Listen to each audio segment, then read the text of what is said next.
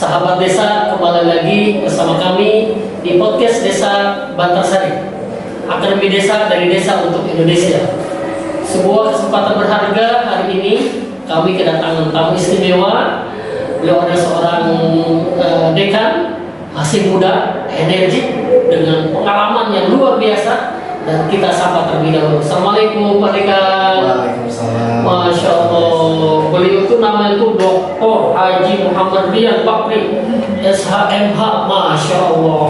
Dengan segudang pengalaman beliau dan mengajar mata kuliah hukum. Nah, kali ini kita akan sama-sama bincang bersama beliau. Kita tanya gimana kabarnya Pak Dekan? Baik. Alhamdulillah. Alhamdulillah. Jam berapa tadi dari Jakarta? Dari Jakarta kita jam 7 ya. Jam 7 ya? Masya Allah, luar biasa. Tapi nggak macet kan Pak Dekan? Alhamdulillah tidak macet. Alhamdulillah. Kebaikan dikasih jalan. Dikasih jalan. Bersama kita juga Ibu Dita nih, Masya Allah, dosen Fakultas Prodi Perpustakaan dan Sains Informasi, Masya Allah. Ibu kita sama berangkatnya tadi sama Pak Dekan ya? Jam 7.30. 7.30. Alhamdulillah. Sahabat desa, di pagi ini kita akan sama-sama bincang terkait dengan pengelolaan arsip desa dan perspektif hukum. Saya kira ini penting untuk kita, apalagi kami di Desa Bantarsari, sebuah terobosan baru. Saya kira kita bicara tentang arsip yang kemudian itu menjadi administrasi yang cukup dibutuhkan sekali oleh desa, apalagi terkait dengan perspektif hukum begitu. Ini yang kemudian menarik untuk kita sama-sama bahas. Di hadapan kita ada dekan Universitas yang alhamdulillah beliau sejak pagi hadir di Desa Bantarsari, dan kita akan sama-sama mengupas terkait dengan perspektif hukum arsip Desa Bantarsari dan arsip desa secara keseluruhan. Pak Dekan, kira-kira apa yang kemudian bisa disampaikan terkait dengan arsip desa dan perspektif hukum? Terima kasih yang pertama kepada Bapak Gubernur Hakim SHG, Kepala Desa Dimulai ya.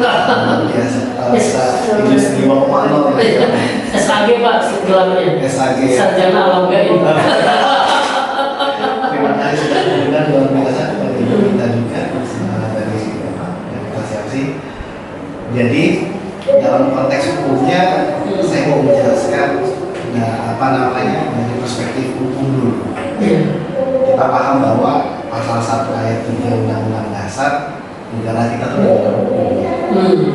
Bahwa dalam berdialektika antara pemerintah dan masyarakat bukan bahasa sehari-hari, bahasa hukum. Bahasa hukum itu membutuhkan dokumen. Biasanya mengedepankan dokumen-dokumen dalam bentuk tertulis ketimbang dalam bentuk bahasa.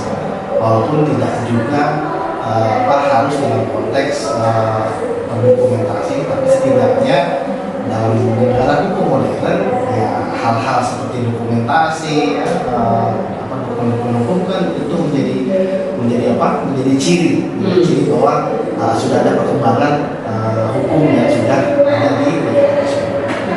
Di Indonesia dengan adanya pasal 1 ayat 3 Undang-Undang Dasar hukum, maka pemerintah adalah memberikan pelayanan publik kepada masyarakat yang diatur dalam Undang-Undang 25 tentu harus dalam batasan bahwa setiap penyelenggaraan pelayanan publik ya, tentu menggunakan limitasi batasan terkait dengan bagaimana nanti masyarakat bisa menilai pelayanan publik tersebut. Ini tidak bisa dipisahkan juga dengan undang-undang administrasi pemerintahan bahwa setiap pejabat publik, pejabat pemerintahan dalam menjalankan tugas dan fungsinya tidak boleh seenak-enaknya aja. Ada beberapa hal yang menjadi tadi saya bilang limitasi terhadap produk yang dibuat dalam bentuk keputusan atau tindakan. Bayangkan jika keputusan dan tindakan itu tidak terdokumentasi dengan baik. Wah, apa jadinya? Supaya publik kepada pada masyarakat tidak memberikan kepastian, padahal dengan adanya Undang-Undang 25 tahun 2009 tentang pelayanan publik itu komitmen nyata pemerintah bahwa hubungan antara masyarakat dengan pemerintah itu sendiri sudah dalam tataran yang tinggi. Dalam arti apa? Undang-undang pelayanan publik itu bukan hanya sekedar kita melayani, bukan, tapi ada batasan-batasan hal yang dianggap ideal dan juga apa, tujuan dibuat undang-undang pelayanan publik itu tercapai, yaitu kesejahteraan, kepastian hukum itu juga toh kepada masyarakat. Jika seandainya tidak ada unsur misalkan satu usaha saja tentang arsip, maka tentu kita susah untuk bilang bahwa sudah ada penyelenggaraan publik yang baik. Itu betul. Pemerintah ini luar biasa sekali ya. Jadi percuma aja nih kalau kemudian pemerintahan kami misalnya desa nggak punya arsipan yang baik, begitu ya. Padahal itu ada dokumen yang nanti akan kemudian menjadi pertanggungjawaban hukum juga begitu. Iya, akuntabilitas gitu. Pak Dian, kan di negara kita tuh kan dalam pemerintahan itu kan ada pemerintahan pusat, pemerintahan daerah gitu ya. Kemudian gubernur, bupati, wali kota, bahkan yang terkecil itu adalah desa gitu ya. Nah, kami yang kemudian bergerak di desa ini menjadi penting kiranya untuk kemudian menghadirkan dokumen-dokumen desa yang itu akan menjadi pertanggungjawaban kami ketika misalnya audit begitu ya. Kemudian hal-hal yang kemudian itu akan membentengi kami juga begitu ya. Nah, dalam hal ini kami juga merasa bahwa ini pengarsipan desa itu lemah begitu ya. Kemudian yang berikutnya apalagi dari sisi misalnya peraturan-peraturan yang kemudian dibuat oleh desa begitu ya, atau yang disebut dengan Perdes begitu ya. Padahal kan itu yang kemudian membentengi kami begitu ya. Nah, berarti kalau demikian halnya kan kami butuh juga nih untuk kemudian para ahli hukum, para pakar hukum untuk turun kemudian ke desa. Kita ada 74.961 desa seluruh Indonesia. Nah, kalau kemudian arsip desanya berantakan, bagaimana jadinya ini? Ini kan pemerintahan paling bawah begitu Pak. Jadi menarik ya, ketika dalam memahami antara pemerintah pusat dan daerah, kita melihat ada pembagian kewenangan, tugas dan fungsi maupun tanggung jawab. Cuman yang perlu diingat seperti ini, dalam konteks negara kesatuan itu, baik pusat atau pemerintah daerah atau yang sekarang kecil ini yang paling dekat dengan masyarakat adalah desa. Yang perlu kita pahami bahwa ini adalah satu kesatuan yang tidak terpisahkan. Kalau ada masalah terkait dengan kearsipan di desa, tentu bukan urusan desa saja. Urusan pemerintah daerah.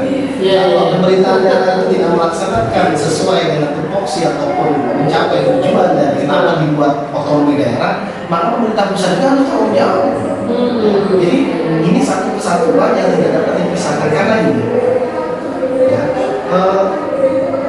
tujuan kita untuk tentang kearsipan kan mewujudkan satu, kalau pada titik desa ya, mewujudkan desa yang baik, bersih dan akuntabel. Tadi Bapak bilang ini kena kalau sudah di audit itu rasanya deg-degan gitu ya.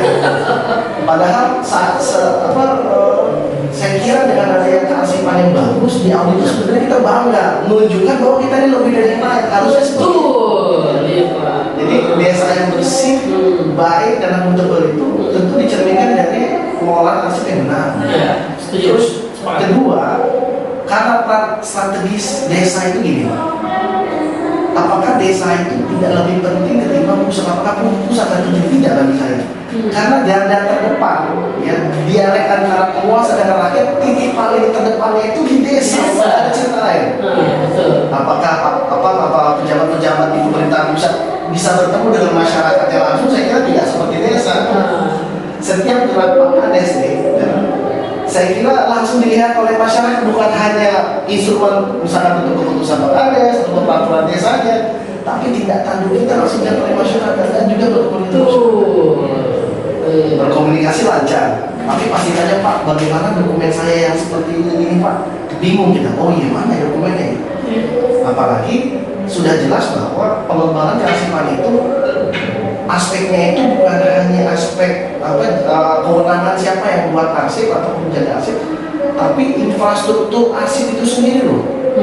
Jangan-jangan arsip itu disimpan di rumah sendiri. Nah, kan itu nggak ada lemarinya, misalkan di kantor pemerintah tidak ada lemarinya. Nah, ini kan jadi soal juga. Karena apa? Kebijakan pembinaan kearsipan untuk desa membutuhkan sinergi peran pemerintah pusat, provinsi dan kabupaten kota. Kalau begitu, maka ada lembaga yang memang menurut undang-undang secara khusus terkait dengan arsip adalah ANRI. Ya. Tujuannya tadi ANRI itu ada hadir memenuhi kebutuhan pelayanan masyarakat di pedesaan, mewujudkan masyarakat secara arsip, itu peran ANRI itu. Jadi ANRI harus sering-sering ketemu Pak Kades ini. Iya, kan belum pernah ada Pak. Dan belum pernah datang juga ke desa. Gitu. Baik. Nah ini bagaimana caranya nih untuk kemudian kita bisa berkomunikasi gitu ya, agar setiap kearsipan desa itu hari per harinya lebih baik. Nah. Karena ada guidance, kan itu yang dibutuhkan desa itu Pak. Oke.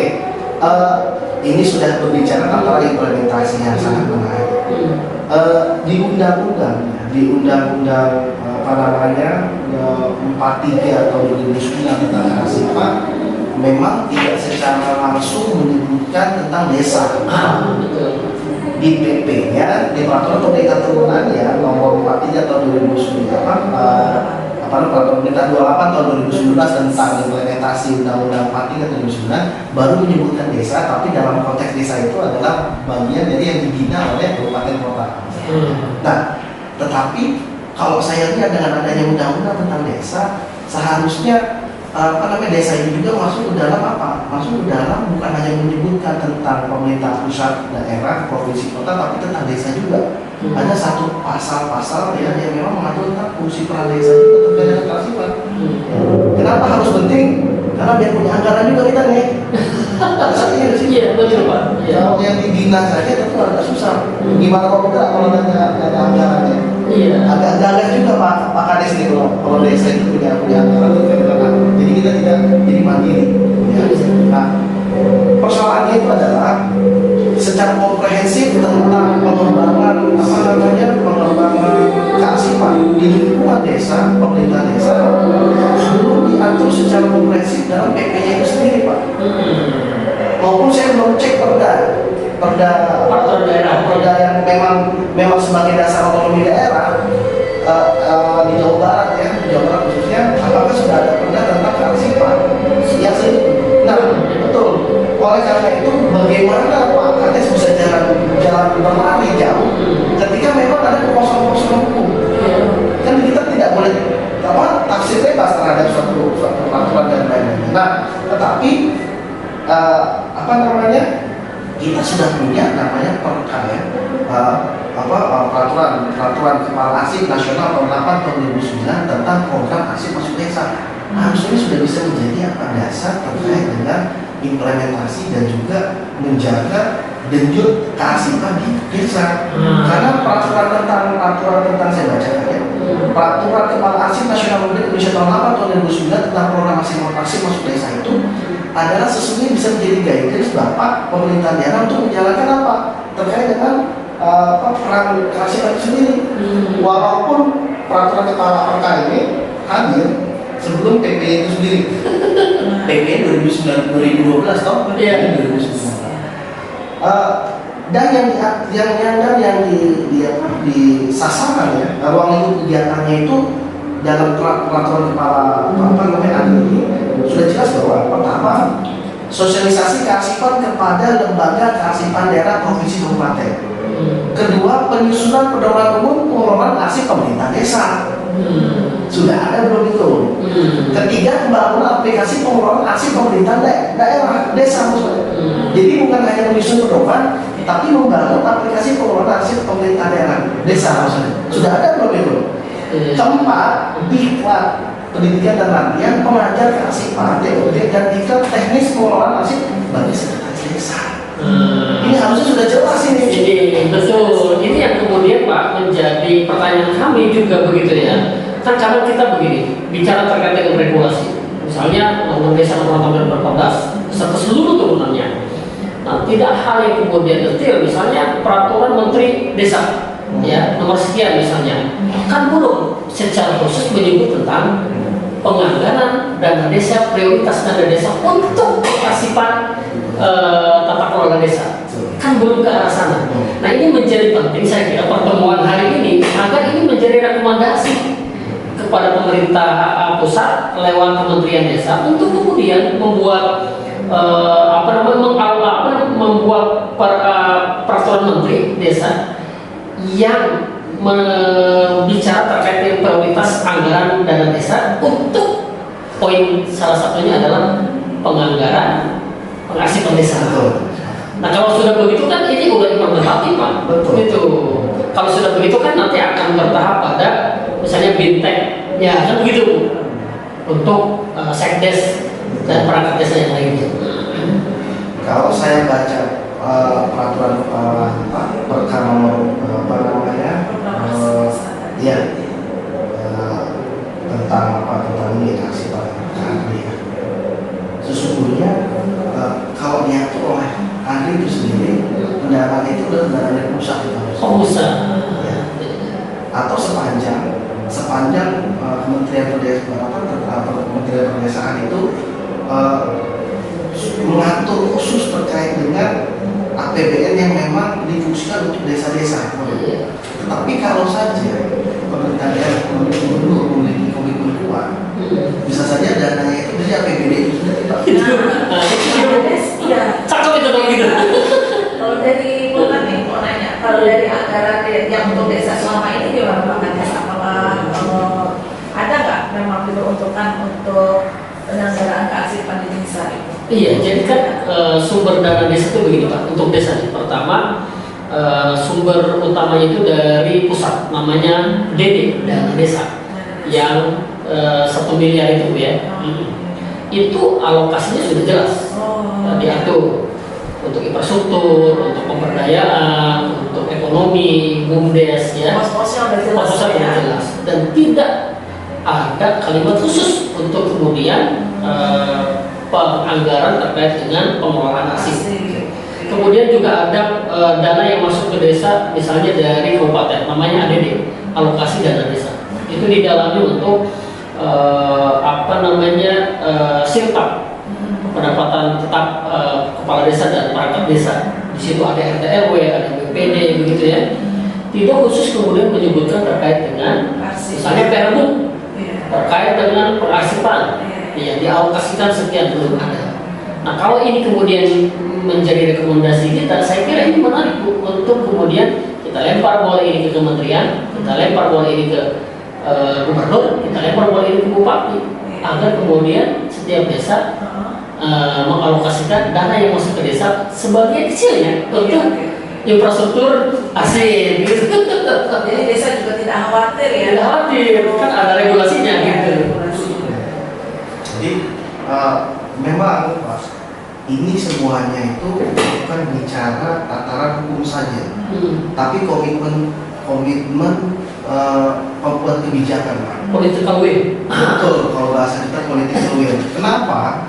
Karena undang-undang pemerintahan daerah konteksnya itu sepanjang itu urusan konkuren pemerintahan yang benar di antara pusat dan daerah, sepanjang daerah itu memang punya kepentingan, atur itu sendiri. Ya. Jadi bukannya hal yang memang tidak mungkin ya, misalkan harusnya sudah ada dana dari pusat, daerah tidak punya kewenangan ini. Saya kira tidak. Sebaiknya itu konteksnya itu adalah saling mengisi. Mana memang tupoksi pemerintah pusat, mana tupoksi dari pemerintahan daerah, dan mana dari lembaga khusus, misalkan seperti ANDRI itu seperti apa konteksnya. Akhirnya kalau memang sepakat bahwa desa itu harus dianggap sebagai mitra yang sama-sama memiliki kompetensi, kewenangan ataupun tugas dan kewajiban terhadap misalkan masyarakat itu sendiri. Karena mau tidak mau sudah kalau masyarakat sudah ada resistensi terkait dengan akibat hukum dan tidak diaturnya ataupun tidak adanya pengelolaan yang baik tentang keasipan, ujung-ujungnya digugat juga gitu Pak. Itu dia. Karena kan kita melaksanakan tugas pemerintahan sepanjang itu dalam bentuk keputusan atau tidak pemerintahan. pemerintahan, maka masyarakat bisa mengajukan ke PT UN ataupun secara internal. Yang menjadi soal adalah apakah aparatur sipil dalam konteks desa ini sudah dibekali arsip yang baik. Lubang arsip itu, ya, kalau saya bilang cerminan lubang arsip dalam itu lubang besar di arsip itu adalah cerminan bahwa kita semakin tidak aman dalam menjalankan tugas dan fungsi kita. Kemana Pak dokumennya? Mana SK-nya Pak? Mana? Tolong mau cari di mana? Oh, ujian Pak. Itu menunjukkan bahwa dalam proses pelayanan publik pada masyarakat kita sudah kita sudah lalai. Betul. Wah, itu panjang. Kalau sudah pelayanan publik nanti ke ombudsman, dipanggil ombudsman lagi kita. Kalau menurut saya bukan hanya masalah komitmen ya Pak Kades ya. Tadi Pak Rian bilang lembaga pemerintah seperti desa lihat saja tupoksinya gitu kan. Tapi dari Pak Kades sendiri khawatir juga ya Pak ya kalau anggaran itu tidak sesuai dengan pos-pos yang sudah ditentukan gitu. Nah, dari kantor desa sendiri saya yakin sebenarnya akan menjalani tupoksi itu ya, termasuk pengelolaan kearsipan. Tapi kan kalau ada pembinaan dari lembaga arsip di atasnya Pak Dian, misalkan dalam hal ini desa berarti di atasnya yang bertanggung jawab adalah kabupaten ya. Nah, seandainya Pak Dian ya, itu belum terlaksana ya, desa belum mendapatkan pembinaan. Terus apa yang bisa dilakukan oleh kantor desa nih Pak Dian? Sepanjang itu sudah diatur dalam undang-undang atau secara teknis diatur dalam PP atau peraturan tadi, peraturan Andri tadi ya, terkait dengan fungsi pemerintah misalnya, bahwa kita harusnya sudah bukan pemerintah yang pasif, bukan pasif government, tapi sudah good governance harusnya, kepemerintahan yang baik. Bahwa bukan kita misalkan pemerintah desa ini hanya menunggu arahan, bukan, tapi harus berdialog, memang berdialog menjalankan fungsi pemerintahannya. Masyarakat itu bukan hanya menerima pelayanan pemerintah loh sekarang, sudah lebih galak sekarang, serius. Dengan ada undang-undang pelayanan publik, setiap gerakan pemerintah ngasih apa harus presisi, baik sampai harus presisi. Jadi terkait dengan ketidakhadiran pemerintah, misalnya pemerintah daerah dalam bidang pembinaan pada desa, setidaknya kita sebagai pemimpin ya, dalam arti kepala desa dapat menyampaikan surat dengan lampiran Andri ini ataupun kebutuhan masyarakat, permohonan. Itu kalau permohonan itu sudah diarsipkan, maka ketika ada pertanyaan ini desa ini tidak jalan, jalan ini tapi tidak jalan di kita, di jalan atas. Jadi sebagai pelayanan masyarakat juga, nah itu harus diakomodasi. Iya, itulah kenapa tema kita yang besar itu adalah tentang good governance. Bahwa pada akhirnya bukan soal kita bertanggung jawab pada masyarakat saja, tapi masyarakat, pemerintah dan private sector juga saling bersinergi untuk apa? Untuk membangun Indonesia. Toh pada hari ini juga kan kita bisa lihat bahwa keterbukaan itu kan sudah menentukan demokrasi. Dan secara masyarakat kan gini, kita punya pertanggung jawaban sebagai pejabat itu Pak, utama memang jabatan kita buat pimpinan. Tapi jangan lupa Pak, dalam konteks demokrasi ini Pak, pertanggung jawaban kita masyarakat justru yang lebih membuat fungsi pemerintah agak ngebut Pak. Bayangin, kalau sudah menjadi masyarakat sudah mulai menyorot ya, masyarakat yang mulai biasa pemerintah tertatir. Lebih ketimbang pimpinan kita yang menyorot Pak. Jadi saya kira good governance sudah berbunyi sepanjang Bapak dapat memfungsikan bukan hanya kewenangan Bapak, tapi maksudnya masyarakat bahwa memang ada persoalan sendiri terkait dengan kearsipan yang memang membutuhkan golongan atau masyarakat sendiri. Nanti masyarakat akan curhat Pak, curhat ke wakilnya Pak, ke DPRD. Pak, Bu, tolong dibantu desanya. Jadi DPRD menjalankan fungsi pengawasan terhadap pemerintah daerah. Ayo dong, kalau nggak jalan tak periksa loh. Jadi saya kira itu semuanya bukan hanya Bapak menyampaikan kepada pimpinan dan tingkat kewakilan, tapi bisa melalui saluran masyarakat yang lebih elegan. Proses-proses politik akhirnya. Dan jauh dari DPRD. Dalam arti apa? Hadir ke masyarakat. Bukan hanya Pak Kades yang hadir ke masyarakat, tapi legislasi legislator dari DPRD juga hadir untuk mewakili kepentingan masyarakat.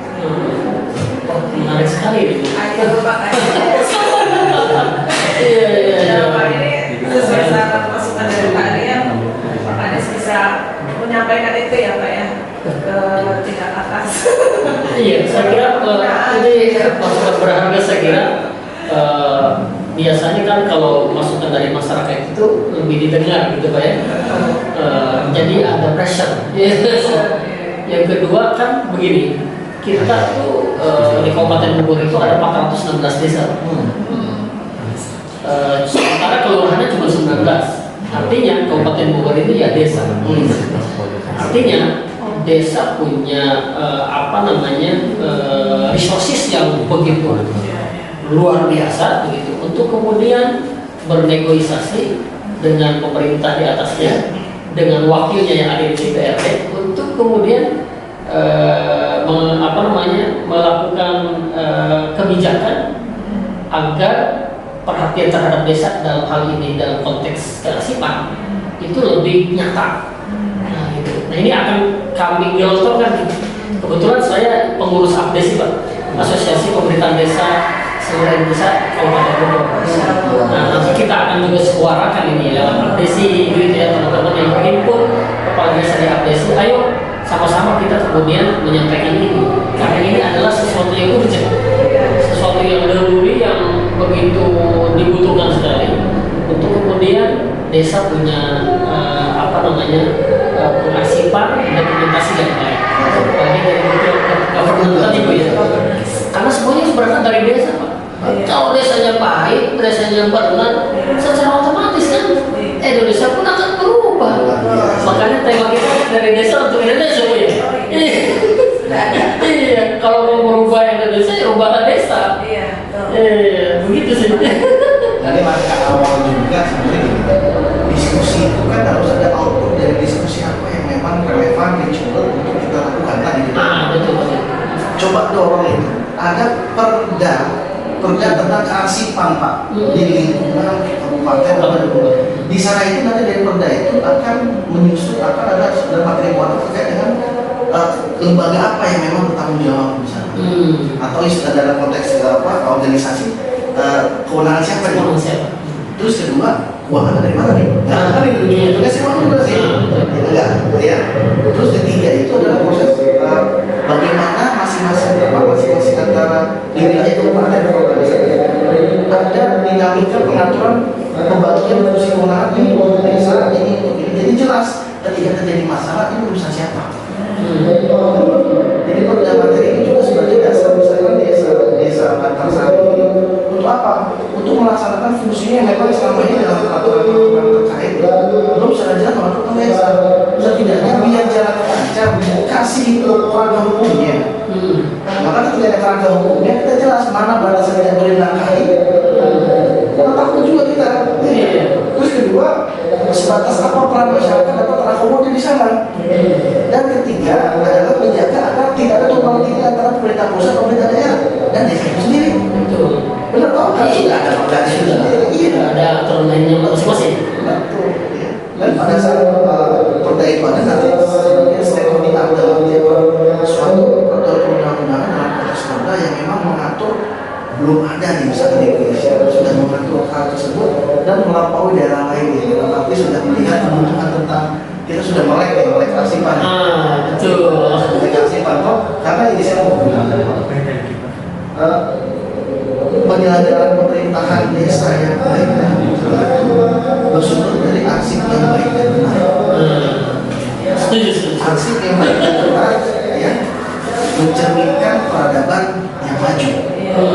Karena kalau zaman dulu Pak, zaman tua ya atau zaman apa ya, nggak ada arsip itu, yang ada ingatan saja kan gitu. Tapi peradaban makin maju. Ini kita belum berbicara arsip digital. Kalau ada podcast selanjutnya kita akan bicara bagaimana digitalisasi itu siapa tahu keterbatasan tempat prasarana di desa mengembangkan arsip digital cuma untuk komputer saja dengan menggunakan sistem macam betul arsip digital ya the first village desa yang pertama kali mengaktifkan digital arsip ya adalah desa Bantarsari. Nah itu luar biasa Pak. Jadi branding ini ya. Ini bagian inovasi yang disebut dalam reformasi Indonesia. Masya Allah. Nah, Pak Kades, terkait kegiatan kemarin, Desa Bantarsari yang sudah kan hasil tanah ya Pak Kades ya. Iya. Nah itu Pak ya. Jadi hasil tanah Desa Gantasari sudah mulai diproses digitalisasi dan di entry ke dalam suatu sistem ya Pak Kades ya, dalam rangka penyelamatan hasil vital masyarakat gitu. Ya, jadi kan gini, desa itu sekali lagi Pak Aryan bisa sendirian gitu. Jadi dua pendekatan yang terus dibangun adalah transformasi dan kolaborasi. Gitu. Jadi kalau kemudian desa bisa membangun komunikasi dengan pihak ketiga, dalam hal ini misalnya kami bersyukur ketemu dengan YASI, gitu ya, sebuah lembaga akademis yang kemudian melihat secara objektif terkait dengan desa. Kampus nggak punya kepentingan apa-apa. Kepentingannya adalah bagaimana kemudian kita sama-sama membangun Indonesia dari desa, gitu, dengan seluruh potensi yang dimiliki. Jadi kami bersyukur ketemu YASI, kemudian kami disadarkan terkait dengan arsip, begitu ya. Yang awalnya arsip kami berantakan Pak. Arsipnya mau di mana lah begitu ya. Mungkin juga kan ini nggak jauh beda dengan desa-desa lain kan begitu Pak menurut saya. Bisa jadi kan gitu. Tapi kalau kemudian kita bisa memulai, kan yang berat itu memulai gitu. Kalau kita bisa memulai, kan ini sebuah langkah maju begitu Pak. Maka kolaborasi ini terus kita bangun nih, ini Pak. Nah, yang berikutnya fakta di lapangan begini Pak. Di desa itu kan benturan terkait dengan pilkades itu lebih dahsyat dari pemilihan yang lain. Gitu. Pokoknya politik desa itu lebih luar biasa. Jadi saat kemudian terjadi peralihan kepemimpinan desa, itu kadang secara fakta lapangan itu terjadi apa ya? Secara dokumen dan arsip itu menjadi keprihatinan kami Pak. Yang kalah ngambek begitu ya, arsipnya di bawah, laptop di bawah, semuanya di bawah, kursi pun di bawah. Nah ini kan jadi masalah kita. Kan kita perlu kemudian mengantisipasi nih, gitu ya, dengan hadirnya tata kelola arsip yang baik ke depan. Jadi siapapun nanti kepala desanya kan tetap saja secara sistem itu berjalan kan begitu. Bisa dilihat Ya.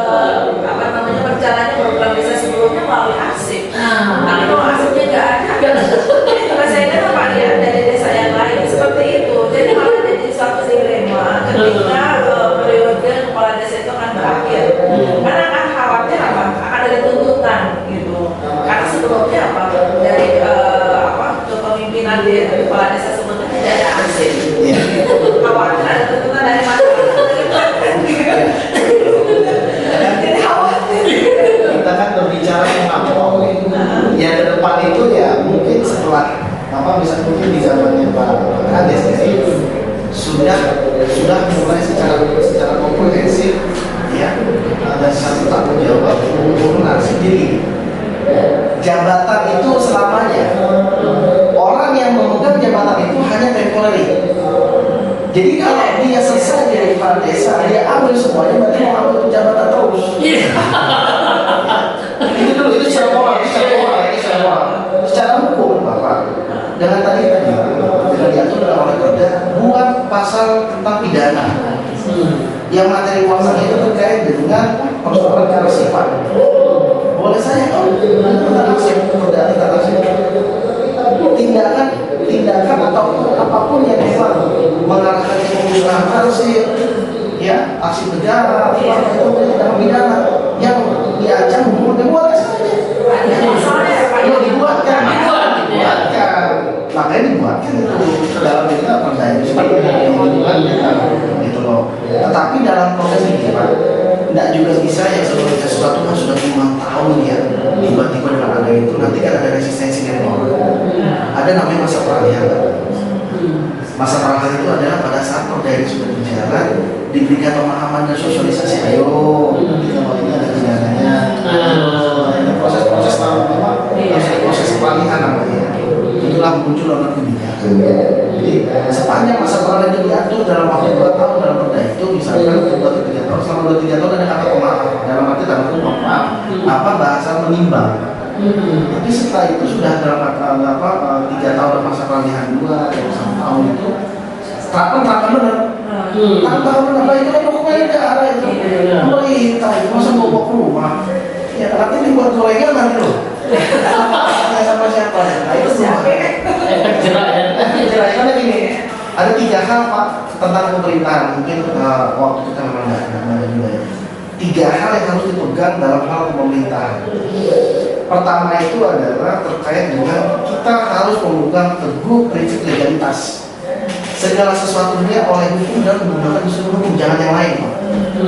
Kalau ada kata orang, Pak udah ngikutin aja deh Pak, yang penting oke Pak, udah nggak usah percaya Pak. Kita dalam pemerintahan hanya satu, legalitas. Sepanjang tidak ada legalitasnya, lihat apa kebutuhan masyarakat, kalau dibilang itu diskresi Pak. Tapi itu kan ada undang-undangnya juga yang mengatur tentang pemerintah, tentang administrasi pemerintah. Sepanjang apa kita boleh ada kekosongan hukum, kita boleh mengatur, tapi hati-hati.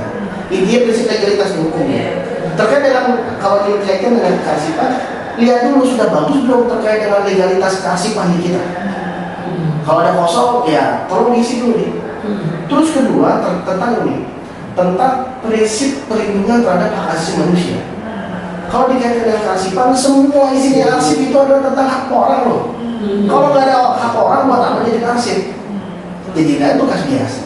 Inti masuk pemerintahan semua tentang hak masyarakat. Arsip-arsip tentang misalnya tentang peta pertanahan, arsip tentang misalkan itu semuanya perihal kesejahteraan umum, kebutuhan publik Pak. Jadi jaga hak asasi manusia dengan apa? Dengan melihat arsip itu sebagai apa? Sebagai jaminan jaminan bahwa kita sudah melaksanakan fungsi perlindungan terhadap hak asasi manusia masyarakat Indonesia. Ketiga, ada yang namanya Pak, pegang itu asas hukum pemerintahan yang baik. Asas hukum pemerintahan yang baik itu adalah asas-asas yang di dalamnya itu secara jelas menyatakan bahwa dalam melaksanakan fungsi pemerintah itu misalnya ada yang kepastian. Pak, saya mau ngambil berkas saya Pak, ya sudah nanti aja kalau saya mau. Itu nggak mau jadi kepastian. Ada kecermatan, Pak ini kok bener nih Pak arsipnya Pak, kok judulnya tentang apa isinya tentang saya. Ya, terus prinsip keterbukaan. Pak, ini sebenarnya saya daftar lewat siapa sih Pak? Oh, saya daftar di rumah Bapak, bukan di kantor.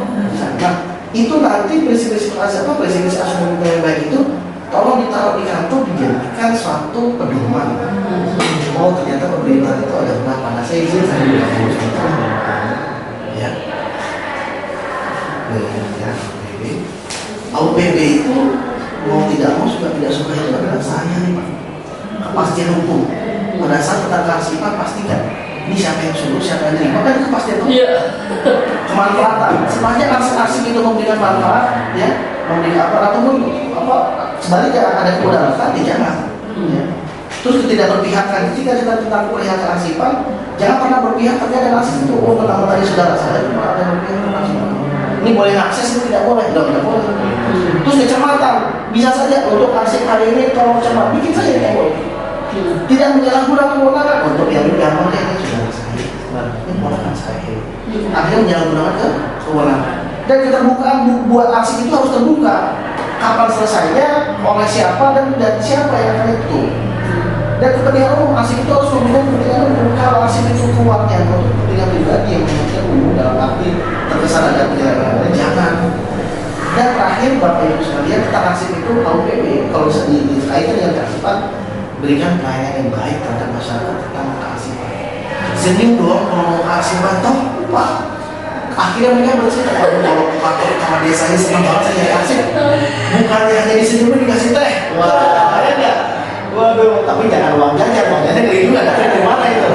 Pelayanan terima itu ya. Akhirnya ada pelayanan terima. Ini saya bilang kalau tidak hal legalitas, perlindungan HAM dan juga PBB sudah terapkan terkait kearsipan di wilayah desa Batasari dengan Bapak sebagai leadershipnya, maka tentu tidak bisa bilang bahwa ternyata good governance pelayanan terkait dengan kearsipan di desa ini sudah terlaksana. Dan itu saya kira suatu hal yang baik untuk disampaikan. Kalau yang baik kan sampaikan ke orang lain, sampaikan ke desa-desa itu seperti itu. Mungkin itu luar biasa. Tapi begini Bu ya, jadi ini perlu juga kemudian menjadi catatan penting kita. Kadang kalau kemudian kita punya ide itu perlukan juga pada tataran realitas. Artinya begini, kita juga perlu melihat bahwa SDM desa itu kan perlu juga ditingkatkan, kan begitu. Nah ini yang masalah penting. Maksud saya begini, kita butuh SDM desa yang walaupun latar belakang mereka berbeda, tapi kalau ada guidance, ada bintang, ada pelatihan yang terus menerus dilakukan, kan itu akan berefek terhadap pengasuhan yang baik begitu ya. Nah kemarin ya sudah mulai itu, ada teman-teman dilatih caranya begini. Nah itu kan butuh pendampingan yang berkesinambungan, gitu terus gitu. Nah, kan tidak mungkin juga kemudian ya harus sepanjang kehidupan begitu kan. Berarti kan ini tugas pemerintah di atas kan begitu biasanya.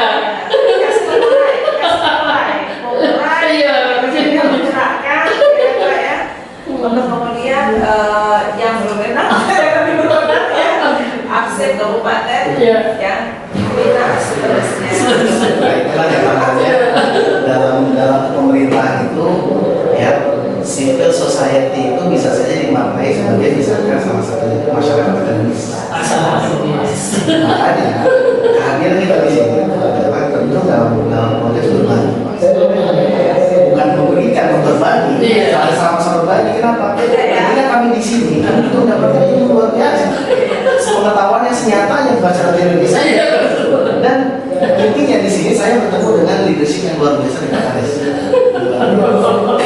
Ada yang lagi belajar justru ini sama Pak Dekan. Kita siap jalan. Alhamdulillah luar biasa sekali. Teman-teman sahabat desa ini perbincangan kita sepertinya ini harus ditambah lagi nantinya. Karena ada banyak hal yang kemudian perlu kita kaji, perlu kita juga edukasi dan kemudian menjadi sebuah kebijakan kan begitu. Ini efeknya kan luas. Kita tidak berharap juga pada tataran desa di Bantarsari, Kecamatan Pancabungur, Kabupaten Bogor, tapi untuk desa-desa seluruh Indonesia. Ini yang harus kemudian kita terus gelorakan ini, hal-hal yang seperti ini. Jadi Pak Rian jangan bosan nanti ya. Jadi narasumber kami ya. Jadi dua ya Pak ya. Jadi dua. Iya. Baik. Harapannya desa Bantarsari jadi prototipe ya Pak ya. Siap. Asal terus di guidance ya. Di samping begitu Pak Rian nih. Ada hal penting nggak yang perlu disampaikan closing statement-nya? Baik. Terkait dengan kearifan baik untuk desa Bantarsari atau untuk kegiatan pemerintah daerah provinsi, kabupaten kota maupun juga pusat. Pertama, kearifan itu harus kita pahami sebagai komitmen kepentingan publik. Itu penting. Bukan urusan pribadi. Iya, Terus terkait dengan kearifan adalah proses pemerintahan yang menyangkut hak warga negara yang demokratis. Kedua, kearifan membutuhkan adaptasi keterampilan baru dalam pengembangan dan implementasi kebijakannya. Oleh karena itu butuhnya komitmen untuk pelatihan dan lain-lain. Pengembangan SDM, ya, bukan hanya infrastruktur tapi SDM penting. Ya. Terus keempat adalah mengenai kearifan harus mengenali dan memahami kompleksitasnya agar apa? Agar kita dapat menghargai siapa-siapa yang sudah memberikan konsep inovasi terhadap arsip itu. Kalau ada yang mengembangkan arsip dalam konteks pengembangan infrastruktur dan lain-lain, beri penghargaan. Jadi bukan hanya kasih sanksi Pak. Iya. Kasih penghargaan. Punishment. Punishment.